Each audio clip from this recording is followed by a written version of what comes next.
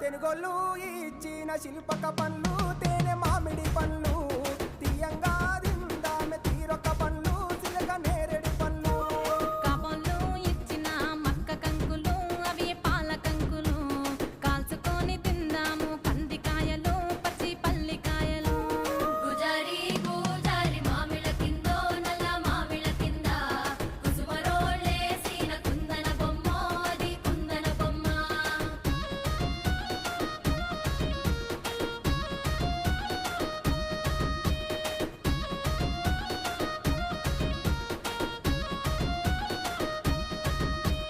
బెస్తోలు పెట్టిన పచ్చి చేపలు